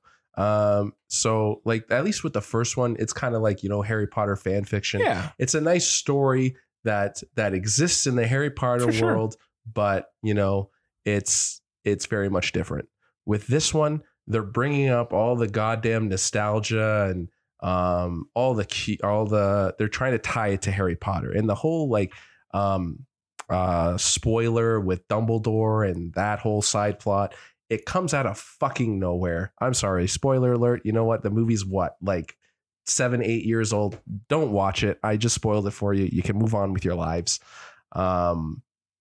It just came out of nowhere. Yeah. And it was like a bond. They literally was just like the mic drop. And I'm like, really pick the mic back up, because like, that's the best you got. Yeah. He's a fucking Dumbledore. Really? Yeah. Come on. Oh, and it said Weasley little. It's the Flash, right? Well, yeah, it's Ezra Miller. It's Ezra. Yeah. You wanna know something, Tony? Secrets of Dumbledore? Yeah. Also dog shit. Well, they added fucking 20 minutes. You know how to make a movie, you know how to make a franchise better? Put 20 minutes more into it. Yeah. I still haven't seen that one. I have. It's dog shit. Well, But I'm sure Mads Mikkelsen. Yeah, I watched that movie. I watched that movie Stone Cold Sober. My girlfriend watched it high as a fucking kite, and neither one of us could make heads or tails of what the fuck it wanted to do. Rough. It's brutal. Mads is fine. Mads is also, that entire series had just like a revolving door of fucking people moving in and out, and they have 3 actors playing fucking Grindelwald. They like, do. what the fuck? And I just remember the first time where people were shocked, and I was like, they reported that it was Johnny Depp months ago, guys. Yeah. This is not new. This is not new. They're gonna stop making these, right? Like, there's supposed to be 5 of them, but yeah, like, but they put it there. It's got to be done. Well, they're switching gears. They're making the TV series. Yeah, so that's not gonna. I think this one is done. A misguided. That's misguided. This series is it's done. Like, and they cut what's her name out completely. Like, Waterston? Yeah. Okay. I was going to Good ask if she was in the God, second no. one. she shows up in the second one. She does show up but in the like, she second doesn't have as much of a presence as she does in the she first is one. gone by the third one, and they just, people ask She's about still- her, and she's she's still like, credited- oh, she's still just, credited, though. Yeah, no, she's gone. She's got it. Does she doesn't show up for like a scene to like, hi. Maybe one at the end, Okay. but nothing. Yeah. Cut, gone. Like, wiped out. Everything Well, about I the don't second think one Jake- I doesn't don't- really matter, except for that stupid mic drop. That's the only thing that matters to the third one. I don't Yeah. think JK liked how she spoke about her. The Fuck press. JK Rowling. I don't give a Yeah. shit. Fuck her. She needs to fucking just stop. She's got enough money. Apparently not. They're making a TV series. God. Can't bring out fucking Coyote versus Acme or Batgirl, but we can bring out a new fucking Yeah, we Harry can bring Potter out Harry series Potter. Yeah. that nobody's asking No. for. No one needs this. No one wants this. We're good. We're fine. We don't need anything revisioned from before. Anyway, you know what? Fuck that. I'm sorry, Tone. It's garbage choice to pick. Talking about it out loud with Yeah. you guys. I think I'm gonna drop half a star off my rating of Good. this movie. Rough. Good. Yeah. That movie was. Rough. That last battle. It just didn't the last make any battle in that fucking movie sense. that takes place in what is it, like a fucking maze or something? Something like Some that. sort of I thought it was park, like a Coliseum type It thing. really doesn't matter. It doesn't matter, but it's chaotic, and I Yeah. have no fucking clue what's going on half The the whole time. movie is fucking chaos. I Like, remember, there's isn't no there like a bit with like his brother and him like slam down their wands and then they're like doing like wild shit. Yeah. and the whole subplot with Dumbledore and Grindelwald, like, it's literally just forced. Yep. It's so forced. And I'm like, this is not cool. Do you want a small spoiler? Yeah. Hit me. Small, tiny Hit me. spoiler. The amount that my eyes rolled in Secrets of Dumbledore when they go back to fucking Hogwarts Will they go back to Hogwarts in this one too? again. Yeah. Tony, I what know. the fuck? I know. Why is it every? Anyway. You can't force nostalgia, man. Where it was like Professor McGonagall, and then she like runs across and she says like a quip that only she would say. Like, give me a fucking break, man. Fuck. I'd rather do my own appendectomy with a rusty menorah than fucking watch that movie again. Yeah, it was. I had heard it was garbage. I tried to give it a chance only because I kind of saw how they were trying with the first one. Sure. Right. Yeah, So I tried to give it a chance. I give a lot of kudos to the first one for doing something. A lot of, but they should have stopped. Oh yeah, no, it gets Just to one. a They should've good. just not made It's a solid meh, but Yeah. a lot of kudos for just trying to do something. I Yeah. remember his mating dance. Yeah, yeah. I just. Oh God, you just wait for the crab scene in Secrets. It's so good. Why is it 2.5 hours? Don't ask what they needed the crab scene. Seriously. Like, The crab fuck. scene is everything, Tony. At least with like the two of them, they were under 2 hours. No Harry Potter movies over under 2 hours, but like, these movies under 2 hours. Isn't Quaron's like just a hair over 2 hours? Yeah, it's like pinch, a pinch. 204. And that's why Quran's is the best one. Debatable. Why are they always in street clothes the entire time? No one knows. He doesn't like robes. He hates robes, man. Come on, give him They're a chance. soft. They're billowy. They get everywhere. You settle down. Bad for sound. Come on. I haven't watched them in forever, but I remember Quaron's being one of the best ones. It is. It's just the choices that some of the choices that are made in that movie are just like, what? And also the fucking shrunken heads have not aged well. Well, yeah. No. But, yeah. It's a head scratcher. Yeah. Just because you were mentioning the second Fantastic Beasts movie, I watched it when it came out on VOD, and because I didn't bother seeing it in the theater because I heard it was awful. Who did? Somebody did, because they made a third one. Super fan Avnish watched all of them in theaters. Oh my god. Because you're basic. Oh, Avnish. We got to talk, buddy. Sweet boy. Sweet boy. What was I going to say? And it was during a time when I fell asleep watching anything at home. Sure. I would just always fall asleep. I would always have to watch things in parts because I would always fall asleep. And I remember I stayed awake through that entire fucking movie. Oh, God. I stayed awake. And at the end of it, I was like, what? Why so was this? You might as well have this the one fallen I asleep. stayed awake for? You might as well have fallen asleep. I haven't watched the third one. Oh. I'll let you guys know how it is. Good. Okay. Please. Yeah, I'm let very us know. excited for that conversation. Yeah. Let us know. Do we have a Shutter minute today? Oh, boys, we have a Shutter minute. All right. Almost forgot about it, but we got a Shutter minute. Let's do it, and let's keep it to a minute so that your voice doesn't give out on us. Yeah, please. Evil lurking deep inside, its darkness knows no limit. So listen closely if you dare. This is the Shudder Minute.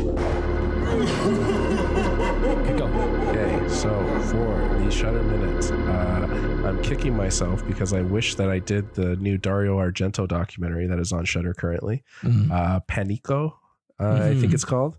I wish I saw that, but no, I wanted to stay current for the podcast, and I went with the new Shudder release called History of Evil. Oh. Now, boys. Yeah. Have you guys seen the trailer to Civil War? Alex Garland? The new Garland movie? Oh. Yeah. So, That one looks weird. do you ever wonder what it would be like if the Amityville Horror took place in the middle of Civil War? No. No, it's not a thought that's ever crossed my mind. Okay, well, Shudder answered that question for you. Cool. Because this movie, basically the world's gone to shit and it's turned into a communist thing. And now the North America is called the North American Federation. Oh, cool. And the government, or I would say militia, is tracking down terrorists. And it is this one mother, and she is wanted for war crimes, and her husband is trying to keep her out of trouble. So they need to get the hell out of Dodge, and they find shelter in a safe house. And this safe house just so happens to be haunted. Fun, right? And like I said, if you guys ever seen the Amityville Horror, where, you know, the husband goes crazy and tries to kill his family, same idea here. Fun. And that's really all there is to say about History of Evil. Was it a big thumbs down? It was a ball hair better than Skeletons in the Closet, our last one. Yeah. Ball hair. Ball hair. That is a ball hair. Razor thin line. That is a Honestly- unit of measurement. Honestly, I only say it's ball hair because it was made better. It was well made. The movie itself, like, it's 97 minutes. I literally just sat there and I was looking at my watch, my fictitious watch on my arm, and I'm like, what is going on here? Where are we going here? This isn't where I parked my car. This isn't where I parked my car. It's very much a haunted house movie. Like that whole thing that I'm telling you about the North American Federation, that literally is like 10 minutes of the movie. They spend more time in the house. And I'm just like, if you're literally going to make this whole thing on how it's a communist society and it's futuristic and Big Brother's watching you and all this shit, but you're going to spend all your time in this haunt. Yeah, I know, right? It's getting more and more, you know, realistic. Yeah, like But what I'm saying is they spent so much time building up this backstory. Yeah. They only stay in the house. they never leave that house. Oh. Like it's 10 minutes of them driving, going through a checkpoint, putting like, you know, their daughter's body and like the mother's body in like body bags, and they're like pretending to be coroners kind of thing. So that's how they sneak them through the checkpoint. There's that, and then they find the house, and then they don't leave the house. And that's pretty much the movie. Right on. So not anything that not anything that you really need to watch. Know about. It's a wet fart at best. But it's a ball hair better than But it's a ball hair better than Skeleton in the Closet. To be honest with you guys, I literally wish I watched that Dario Argento documentary. Awful. And that was my Shutter 5 minute. Sorry, Sean. Oh, you did the best you could. Yeah. Shall we move on to our the main event? Drive Away Dolls. The solo directorial joint by Ethan Coen. Yeah. First time on his own. Away from Joel. Is he on his own though? Well, or did he bring along a friend? Maybe. He might have. Maybe. He might have. Maybe. Do you want me to give the quick synopsis? Yeah, go for it. So there's these two young women. It's 1999, inexplicably. Well, is that what the time period was? Yeah, I was trying to 1999. figure out what the time period was. The entire movie. Yeah, You said 1999. It comes It up was and very- it says 1999. I guess I missed that title card. Okay. Yeah, and there was also the body shot scene. It was like the last body shot of 1999. So Yeah. it was Okay. the end of the year of 1999. I'm not gonna lie. Full disclosure, I was really fucking baked when I saw this Yeah, movie, and that's fair. I'm glad I did, because that movie was fucking trippy. Sure. These two young ladies are going to Tallahassee Yeah. for different reasons, and they go to a service that I didn't know existed, but it must have really existed, where you drive a car. You're tasked to drive a car, and you just drop it off, and you go on your way, type thing. Yeah. It's and, basically if you have a one-way trip, you can move this car to where it needs to be. It's a drive-away service, isn't it? Drive-away It's called? Exactly. service. Yeah. Yes, that's where the title comes from. And they get the wrong car, and there's a briefcase in the back that they don't know about, and then there are some gangster figures who are looking for them and looking for said briefcase, and as we like to say, hilarity ensues. yes, for 84 minutes. A brisk 84 minutes. Brisk 84 minutes. That's pretty much a good synopsis. Can I get my one pet peeve out of the way that bothered me? You guys tell me Jump Street. Please tell me how you felt about Well, Drive I'll Away tell you Dolls, more. or Drive Away Dykes, as it was originally called. Drive Away Dykes would have been great. Much better title. Much better title. No, what I wanted to, it's a really nitpicky pet peeve. So just bear with me a second. Sure. The vehicle that they pick up is a Dodge Aries. Aries, yeah. Yeah, it's not a Dodge. It literally has Chrysler badging all over it, and it bothered me the entire film because That would like do it's it. a Dodge Aries, and I'm like, it's a fucking Chrysler. I understand that Chrysler and Dodge are the same company, but that is not a fucking Dodge Aries. That's a Chrysler. Go fuck yourself, movie. I think that kind of sums up kind of what I felt about the movie, that it just felt like they just kept making careless mistakes that took away from everything about that movie. Because I don't know about you guys, I didn't like this movie at all. I fucking hated this movie. Didn't like it at all. I know it's getting like some pretty good praise I saw that. online, I but saw that. I did not I like questioned this whether movie. I saw the same movie. I was not into it at all. What the fuck were those cut intro 70s fucking psychedelic And that's what I'm trying to say about the time period. Yeah. Because you Yeah, guys that are made saying no sense. You guys are saying it's 1999, but it screamed. Oh no, it makes sense when it finally comes together. Yes. Why it was doing those psychedelic cuts, but to your point, I wasn't Why? sure. I wasn't sure. It screams like 70s, Yeah. 80s, Sure. 60s. Yeah. Like it doesn't know what fucking lane it wants to be in. Yeah. And I also want to say my biggest pet peeve is how inconsistent it was. Yeah. Because when I say that, did Ethan Coen direct this alone? No, he definitely brought along a friend, because you could tell the other director's name. It's his wife. It's his wife. Yeah. She wrote it with him. Yeah, she did. Name is escaping me right now. Trisha Cook. So when I say it's inconsistent, because when it's with the girls, you can tell Ethan Coen did not write those scenes, right? Yeah. When it's with literally anyone else in the movie, you can tell that Coen did it. Yeah. Because it's just so it's so radically different. Yeah. When the girls like are Whiplash. on, it's like Whiplash, because like when the girls are on the screen, it's one tone. When everyone else is on the scene, it's a radically different fucking tone. And when they interact, it doesn't mesh properly. Like the whole bit with Curly. Yeah, with the whole bit with Curly. What the fuck was that? Like, shout outs to Curly though. Curly was like Curly's the great. unsung MVP. I love Bill Curly's great. Camp. Like, I unabashedly love Bill Camp. He was good. Colin Domingo was fucking fantastic too. I really liked him. Yeah. But the whole movie was so inconsistent. Like, it was a wild fucking movie. It was a wild script too, because some of the things that came out of these people's mouths, just holy shit. But I just could not get past on how inconsistent every scene was. Yeah, that's fair. That's fair. It was like two radically different movies jammed together. Well, it's also supposed to be an ode to Henry Miller, right? Because she keeps reading that book. Yeah. And then at the end of the movie, it even says Henry Miller's Drive-Away Dolls. So like they're playing into the book, which I didn't bother researching before now, but I meant to. I didn't even know that. But what about how am I supposed to fucking know that? They're Like, definitely playing into it. Like, she's reading it. So is Coleman Domingo. Yeah. And I thought they were gonna there was gonna Do be like a little something with interaction between them over the book, and the whole like the romantic subplot that kind of comes out of it type thing, and like what she's reading is kind of what's going on in that book. Okay, well, but if you don't know that, or I'm like not me, a goddamn I'm just kind of literal fucking reader. That as well. Yeah.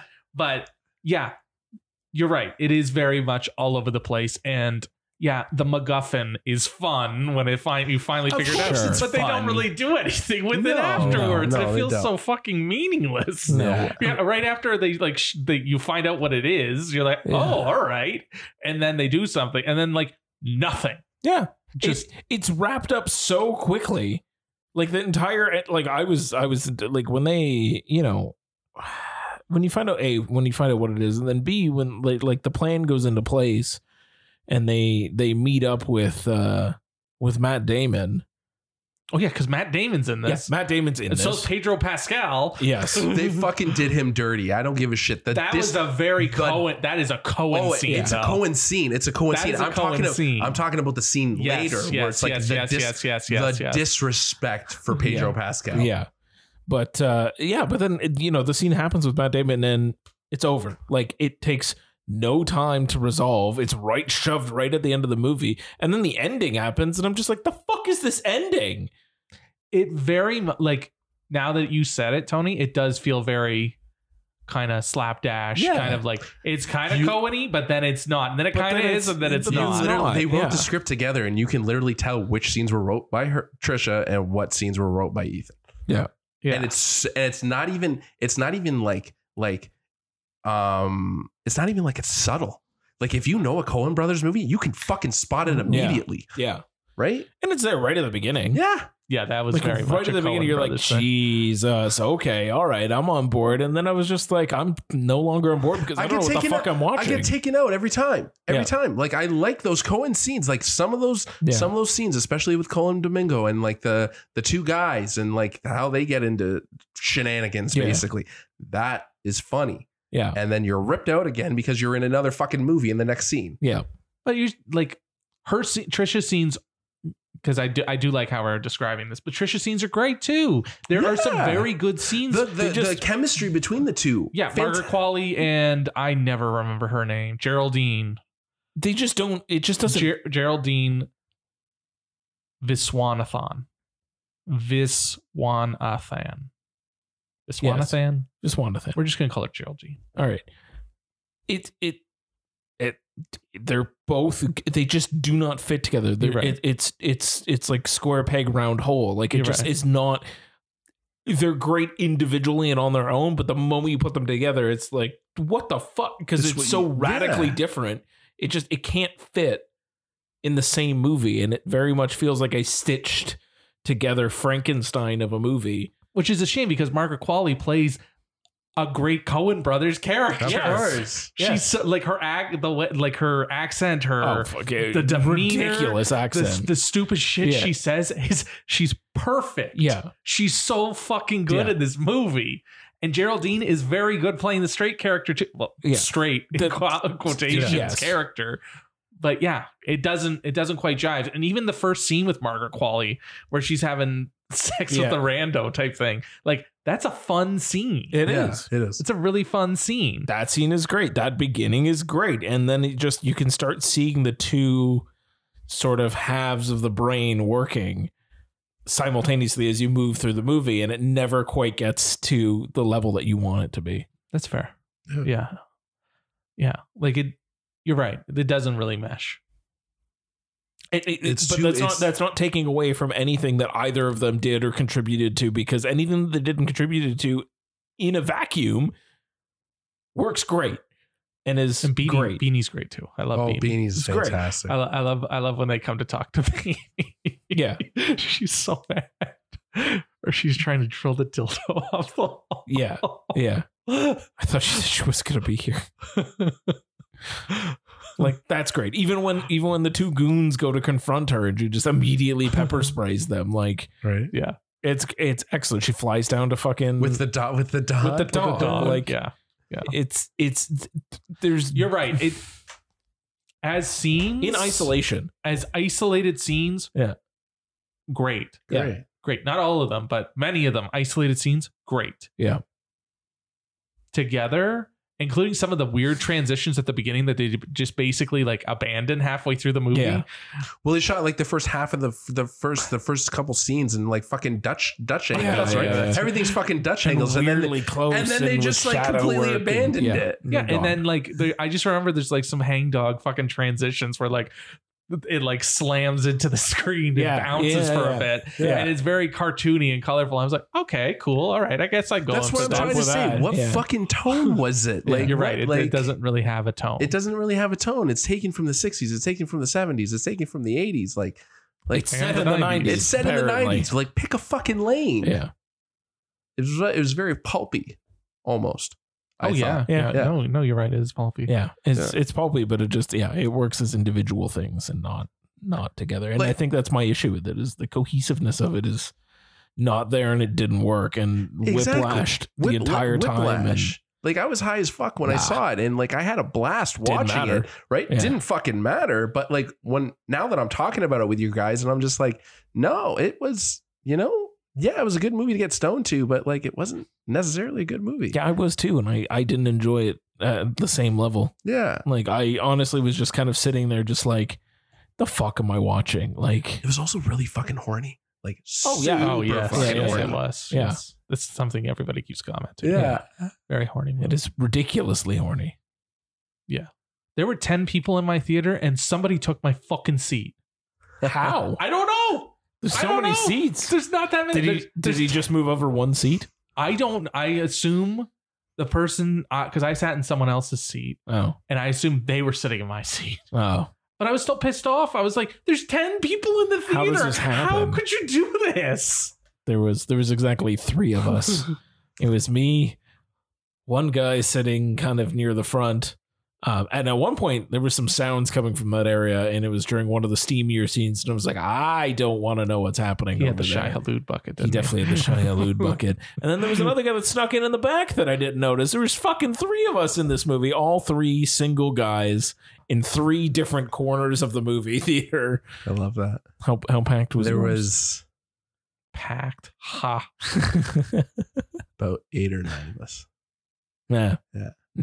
Melissa really enjoyed it. She had a blast watching it, but you like dangle keys in front of Melissa. No offense to Melissa, but if you dangle keys in front of her, she's going to enjoy it. Jesus Christ! I say that about my buddy Mike. Shout out to Mike Rodriguez. He's like, when we're going on about movies, he's like, honestly, guys, I just want to be entertained. I'm like, basically, you just want to fucking keys dangled in front of you, and you'll be entertained. Yeah.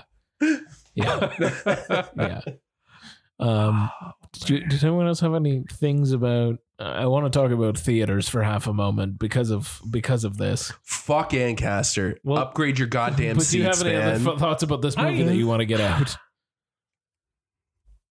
I'm just really disappointed. I thought it would be better. I like the trailer, and I know they delayed it from September because they wanted it to like have them to be able to promote it and it to do better, but it did worse than Lisa Frankenstein. And like, I don't know. I was just very much like, I say I'm let down and I'm disappointed, but also like the Coen brothers are the definition of hot and cold and kind of all over the place. Yeah. Like there are like pinnacle fucking Coen brothers movies, and then there's a bunch that are just like, what? Yeah. Why? Yeah.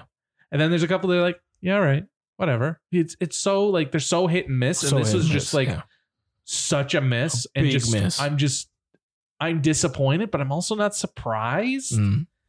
And I'm let down, but I'm also kind of like, yeah, I guess. It just kind of like, I don't know. I left and I started it. I was like, okay. And then I left and I was like, I don't ever want to watch this again. Yeah. I don't ever want to recommend this to anybody. I'm not amped up like I was watching The fucking Beekeeper. Yeah. You can't be amped. Movie is not an amped movie. It's kind of like, it's wild. Like it is wild. Like it is literally like one of those movies you've seen to believe, because some of the scenes you're just like, I can't believe that just fucking happened. Yeah. Right. Like, which is fun because it's a lesbian fucking crime caper movie, and like, I want more of those. That's a fun genre we need to fuck with. Of course. But not like this. Not it just makes me crave for the Coen brothers to do something together. Or you're not a big Tragedy Macbeth fan? I've never seen it actually, so I couldn't even fucking tell you. But I hear good things about it. It's pretty good. I haven't seen it either. I hear a lot of people talking about this movie right now, and you're starting to see what each Coen brother brought to the table. Yeah. Right? Yeah. So. Yeah, maybe. I don't know. I got to think about that more. Right? Because like you'll see, obviously like Ethan brought all the slapstick, all the comedy stuff, right? And then Joel Coen brought all like that dark shit, right? Because you see what they've done separately. Yeah. And now you see what kind of balance each other out. They kind of balance each other out. At least sometimes. Right? Sometimes one of the two of them gets more of their hands on the camera and well. He's either shooting a new movie or he's about to shoot a new movie, and then they're doing a movie together that's supposed to be like a gritty horror movie. Yeah, I heard that they're getting back together for another one. So hopefully that will be good. Unlike Josh and Benny Safdie, who are definitely divorced. Split up now. Oh, sorry about that. Yeah. The Safdie brothers couldn't make it. That's fine. I think Uncut Gems just wore them down too much. I guess so. I guess the Sandman just wore them down. 100 and 250 drafts to get that thing in. Something like that. Fuck. Yeah. I wore down anybody. Yeah.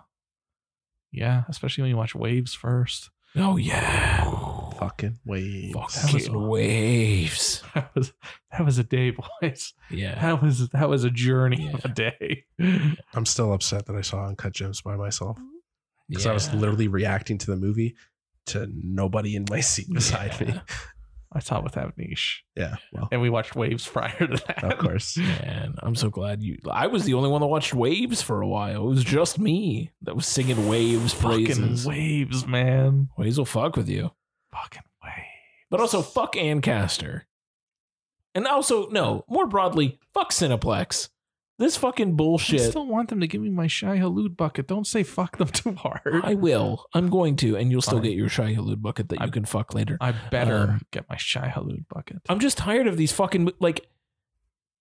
This is a lot of like random and first world problems, but like we have a relatively close movie theater to us, that is like. It's walkable for me and Tony. Hop, skip, and a jump. It's a small drive for Dave. But even still, like it's close. It's not far. Closer, you don't have to really go out of your way. It's like 10 minutes for you to get here. You're right. It's close. It's close. And all this movie theater now gets is big fucking blockbuster movies and, more cultural movies, which Bollywood movies. Cinema, yeah. Fine. And I don't mind them getting Bollywood movies. Fine, put it in there. It's good that there's a market and an outlet for that. That's excellent. But the fact that it's one or the other, and if you want a hit movie, go fuck yourself on regular screenings. You have to watch it in AVX or fucking 4DX or That's it. Like, you have no other choices. Dune's in regular this weekend. That's the first time. I know. And I think it's only because it's fucking Dune. And because there's nothing out. Yeah. But otherwise, every other one of these movies, Lisa Frankenstein, this one, anything else, we've all had to go to fucking Ancaster for it. Because, okay, yes, they have more screens, but it's also like, what the fuck is out right now that is occupying all the screens there all the time? I don't, and why? The Beekeeper. I guess. Argyle. Fuck, like, I don't know. Anybody but you. Sure. Anyone but you, sorry. I don't know. Fun movie. I'm it's mad. fucking making money. I'm mad at it, of it constantly being Migration. Fucking migration. I'm mad of it constantly being premium. I'm also been a little bit miffed that Sunday and Monday, the last screening at Ancaster is at like 6 p.m. It's through that. I think it's only Friday and Saturday that it's not. Yeah. But it's because it's dead. There's no money to be made. Sure. But it's just like, I don't know. But you can have a 1:30 Monday afternoon screening. What fucking money are you making on that? I don't know. The entire Cineplex model is very questionable at best. Yeah. And they're in hot water right now because of their licensing deal or their distribution deal with Lionsgate, which is definitely competition, not good for competition. And they are also in hot water over the whole fees. Yeah. Ticket buying fees. Yeah. That they get rid of if you're a Cineclub member. Yeah. But if you're not, they're there, and they made $40 million off it last year. Did you see what they just added for Cineclub as well? No. Where now you can switch up, instead of doing a monthly, you can buy an annual membership. Oh yeah, I saw the annual. Yeah. And they'll give you 1,000 scene points instead of any sort of discount. It literally works out to $9.99 times 12 plus tax, and they'll give you 1,000 scene points for your troubles. Well, they used to pay Tanner Z in scene points, so like I get it. Fuck Cineplex. I get it. And like they're like you kind of briefly mentioned it too, but just their predatory contracting for just for rights in general has been a hot topic. And the Dune prices are $1 more this weekend. Yeah, of course. On top of everything else, everything else. Yeah. Not to say anything about like the quality of some of the screens. The fact that Ancaster still got the oldest fucking seats in Ontario, I think, at this point. They're pretty bad. They're pretty I will bad. say the IMAX screen's nice though. There, I do like the IMAX get screen. smaller because I almost don't fit into it. Yeah, and like I'm a pretty big guy, but like I'm not. I feel claustrophobic in that fucking seat. I will say that at least the theater is very clean. So shout outs to the workers at Cineplex because it's not Ancaster. Fucking busy, James. Yeah, I know, like what else do they got to do? It was very clean. I was very impressed. Oh my Christ!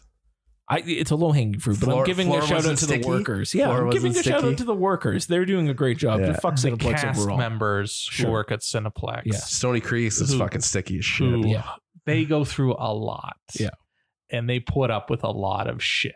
Yeah. So kudos to all of them for just sticking it out and still doing this. Absolutely. Because it's not. I always wanted to work at a theater, and then the more I went to theaters, I was just like, I don't want to work here ever. Yeah. Thank you. No thanks. No thanks. But yes, there's a lot to be said about the monopoly they have, and like you said, their predatory tactics. But I feel like that is a topic for a different day. A topic for another day, and something that we could really expand on. And I just wish there was more of a footprint for Landmark, because the times I've been to Landmark have been exquisite. I still gotta get into Landmark. You should. It's great. It's very, very good. That's one our cousins like, right? Yep. Yeah. It's definitely different. Nice. And I think it's got Cineplex kind of thinking too, because there's a lot of the more full recline theaters coming up, and like Aaron Mills just opened up one that's all full recliners. Yeah, it's like that's like a whole like junction. The junction. It's like VIP and like just it's a whole. I think that's what they're experience, also going for now. They're trying to make it more adult. Yeah. Or at least certain ones, because there's also the Don Mills one too that's very just like catered to adults. Yeah. So I don't know. We'll see, but yeah. For right now, this all started as me being miffed of having to always go to Ancaster, which is much further for me to see these hopefully movies. We can see more blockbusters. Yeah. Well, once we get out of February. Hopefully some good movies just fucking come. Yeah. Well, there's that Independent Sand movie I talked about. Yes, that one, the small independent film about sand and deserts. Yeah, there's that one coming out. I think everybody's gonna go crazy about. Yeah, it's got indie actor Timothée Chalamet in it. You'll remember him from indie film Call Me by Your Name. It's true. He let me call him his name, and then he called me my name. Yeah. Or no, he called me his name. I called him his. You should have. You absolutely should have made him sign a peach. People did. Absolutely. People did. Absolutely. It could have been like a fake one, like a one of those. I fruit really bowl need to peaches. Watch it again. There was a while where it kept coming on Crave, and I would just watch it, and it would always be that same dance scene. Amazing. It also kept coming down again. Yeah. What? I like this. You like Green Book? I like this movie. What do you want from me? No one admits to liking Green Book. No one should ever. Anyway, to wrap up Drive Away Dolls, thumb up or thumbs down, everybody. Yeah, it's a big thumbs down. Wait for VOD. Yeah, please do not waste your money at the theater on this one. I don't think anyone did. Okay, clearly, not clearly. Do we have anything else to talk about this eve? Yes. Excellent. Let's get to it. What did that boy buy? It's Dave's New Blues. What new blue do you have for me? So tonight I want to just briefly discuss the new 4K collector's edition of Darkman, directed by Sam Raimi and starring Liam Neeson and Joel Cohen's wife, Frances McDormand. Have you seen Darkman? Nope. It's bonkers. I've heard. It is certifiably insane. Yeah. It is very much like a dark comic book fucking Universal monster movie. Yeah. Done by Sam Raimi. Dang. Like old, off the reins Sam Raimi before he started making like fresh off of Evil Dead 2 Sam Raimi. Yeah. Still bad shit. So there's some wildness to it and it's wacky, but he suddenly has a budget and he's just like goes off. Yeah. So it's very peaks and valleys. Okay. Peaks and valleys because like it wants to be wacky, but it also wants to be like a depressing, like dark, somber like monster movie. Right. Sam Raimi wanted to direct Batman. They wouldn't give him Batman, so it's like, okay, well, I'm just going to do this instead. Yeah. Basically, he's a scientist who's working on regenerative skin. Sure. And he can't get it past 99 minutes. Like he makes it, but after 99 minutes, it just disintegrates. Oh, geez, fun. So he gets some gangsters show up, including Ted Raimi, hilarious, and they fuck with him, and they basically they destroy his hands, and they horrifically scar him. Leave him, blow up his lab, leave him for dead. That seems awesome. But and then they find his body in the river type thing, and they bring him. He's all horribly scarred, so they can't identify him. So he's in like a lab type thing, and they're doing things to kind of rehabilitate him.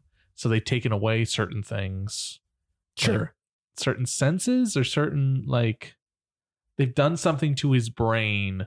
So he can't feel the pain. Oh, okay. Yeah. But for some reason, that also gives him superhuman strength. Huh. Sure. Not really explained. That's basically just let it happen. Just let it happen. It's the 90s. Sure. And he breaks free and he swears revenge.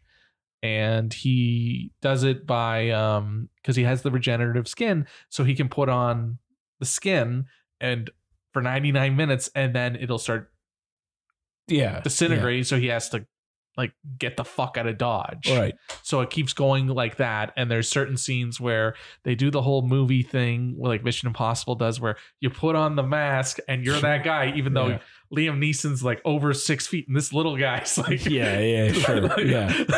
this is a little guy, but Liam Neeson, he just embodies the character. It is a very unhinged performance by Liam Neeson. Yeah, probably one of my favorite Liam Neeson roles because like he's full Liam Neeson, but in this like fucking ridiculous superhero amazing mashup of whatever Sam Raimi cocked at that time. It is a good movie. Like there's certain stuff that doesn't work and there's certain stuff that shouldn't work that does. It's wacky. Yeah. It's wacky and it's not as fine-tuned as it needs to be. Honestly, it's been on my list forever, but it's worth watching. Yeah. It's worth watching, and it has an S tier cameo from fucking Bruce Campbell, which I just love. I absolutely love. Yeah. All of that to say, the new 4K looks great. Awesome. Did you get the steelbook? I did get the steelbook. It's available as steelbook and as a not steelbook, and it looks great. I had the original Blu-ray that Scream Factory did. And that one's a lot more blue toned, a lot like darker. Like it's still pretty crisp. Yeah. And it looks great still, but there's more warmth and it's lighter on the new 4K and the remastered Blu-ray. Nice. So it still looks great. It's like, and the Blu-ray looks awesome, but the 4K is just like, it has the HDR. So like it has more of like the detail. Nice. So it looked great. And then there's a new commentary track on it, as well as 37 minutes of deleted scenes. Good Lord. Which are in different various states, but they cut out some like bleak shit. Like it's darker. It's like the stuff that's not there is a lot darker. Oh, and there's a whole legal subplot too. We don't care. We don't care. Semantics. Yeah. Semantics. All right. And because it's in 4K, like you can see kind of like the lines. Sure. Which is a fun little artifact, but you can't hold it against the movie. Yeah. But yeah, I thought it was a great movie. I like the Steelbook. Or it's a good movie. I don't think I wanted to like it more.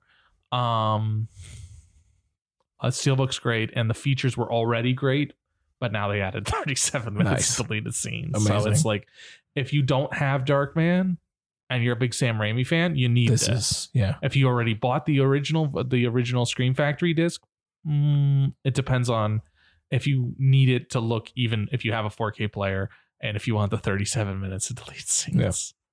And just sell your other one and get this one. And yes, that too. But it's not it. If you don't have it, you need it. Yeah. If you do have it, him and haw about it. Hum and haw about it. I love it. Mm-hmm. Cool. Shall we wrap up for this evening then? Yes. Dave, I don't want to inflate your ego already than it already is, but a special listener has requested you to bring back the Destroyer of Worlds and Occasional Booties. Okay. Fair enough. That's fair. I think Dave can bring that back. That's fair. I live Moss, but I will bring that back. That is a special request from OG, day one friend of the podcast, Ryan Man. Oh, that's so nice. All right, you have to bring it back for OG day ones. Well, superfan Greg Durkach was very upset about how we spoke about the Duchy. We spoke about the We said some mean things about the Duchy. Yeah, we did say a lot of mean things about the Duchy. Well, fuck the Duchy. Fuck the Duchy. What donut did I guess? What donut I had today, boys? Was it a Duchy? It was not a Duchy. It was a walnut crunch. Oh, you had the poo log? I fucking love the poo log. It's gross, man. It's gross. I fucking love it. It's gross. I was going to guess blueberry fritter, but no, fuck the blueberry fritter. Fair. You know what's useless? The blueberry fritter. Not as useless as Duchy. Yeah, fuck the Duchy. Yeah, fuck the Duchy. Sorry, Greg. Fuck the Duchy. But yeah, no, Greg, you're not redeeming anything on that one. It's fuck the Duchy. You can take the Duchies. They're all yours. Yes, absolutely. Oh man. Anyway, so we should be back next week. Yes, for our bonus episode to talk about a small independent Sand movie. Yeah, acclaimed French Canadian auteur. Yes, an auteur of French Canadian cinema. Yes. So we'll see you then, and maybe Dave will then be the destroyer of worlds and booties for you. Yes, and hopefully I'll have my voice back. Yes, I hope so. I don't want to catch the plague. Yeah. You guys will be fine. Don't worry. Will we? You'll be fine. What kind of new novel virus I have do you literally have? been coughing in my shirt, guys. You come back from Wuhan? Do you think your shirt is invincible? It is a Superman, shirt. It is. So- Okay, fine. Anyway, as always, I have been James, and I'm joined as always with Big Tasty Tony B. and Dave, the destroyer of worlds and occasionally booties. excellent. This has been the Finger Guns Podcast. We'll see you in a week.